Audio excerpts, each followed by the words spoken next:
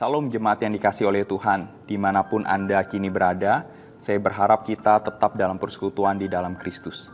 Jemaat yang dikasih oleh Tuhan, saya mengundang setiap kita untuk membaca bagian firman Tuhan yang terambil dari Mazmur pasal 22. Karena Mazmur ini sangat panjang, saya hanya membacakan beberapa ayat di antaranya. Mazmur pasal 22 ayat 17-19. Sebab anjing-anjing mengerumuni aku, gerombolan penjahat mengepung aku. Mereka menusuk tangan dan kakiku. Segala tulangku dapat kuhitung. Mereka menonton, mereka memandangi aku.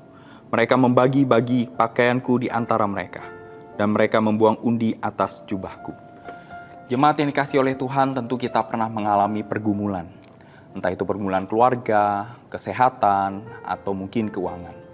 Dan ketika pergumulan itu datang dalam kehidupan kita, tentu respon pertama kita itu bukan bersyukur atau bersuka cita. Kita tentu berduka cita dan sedih karenanya.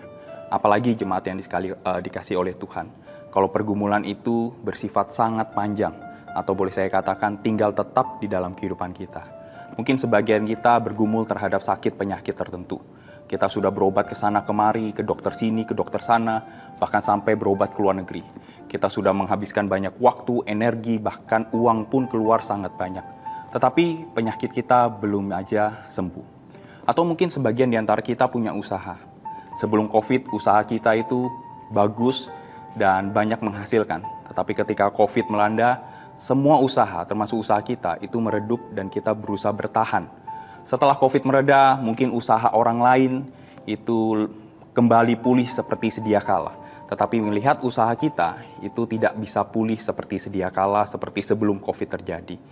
Nah, pergumulan yang bersifat jangka panjang ini pada akhirnya membawa kita kepada satu perasaan yang bernama frustasi. Nah, perasaan frustasi seperti inilah yang juga dialami oleh Daud. Daud meskipun menurut kisah para rasul dikatakan bahwa Daud adalah orang yang dekat dengan Tuhan, tetapi dia tidak imun terhadap pergumulan. Dia tidak imun dengan ramanya rasa frustasi. Ada setidaknya dia mengalami, penyebab dia mengalami rasa frustasi setidaknya ada dua. Pertama, dia mengalami hinaan dari orang-orang yang mengejek dia, yang merendahkan dia, yang tidak menganggap dia sebagai somebody. Yang kedua, dia mengalami perasaan dikepung oleh para musuhnya yang siap menerkam ketika Daud itu lengah. Bapak dan Ibu Saudara sekalian, jemaat yang dikasih oleh Tuhan, karena kedua hal inilah Daud merasa frustasi. Dan perasaan frustasi ini pada akhirnya membawa Daud kepada kelelahan yang sangat. Kelelahan tidak hanya berbicara masalah fisik, tetapi juga kelelahan secara emosional. Nah, di tengah pergumulan ini, di tengah rasa frustasi ini, sebenarnya Daud menghadapi persimpangan jalan.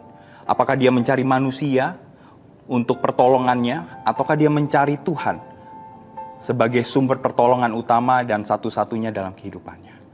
Jemaat yang dikasih oleh Tuhan, Mazmur adalah satu kitab yang menarik di dalam Perjanjian Lama. Kenapa saya mengatakan menarik? Karena di dalam kitab Mazmur kita mendapati ada banyak curhatan isi hati manusia.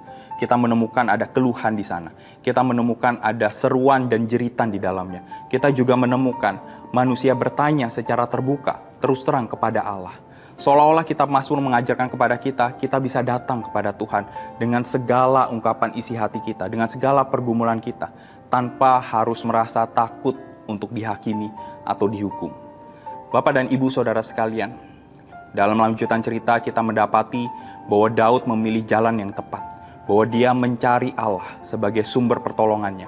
Karena Daud tahu bahwa Allah lah gunung batunya, bahwa Allah lah kota bentengnya, bahwa Allah lah sebagai tanduk keselamatannya, bahwa Allah lah tempat dia berlari dan menjadi selamat.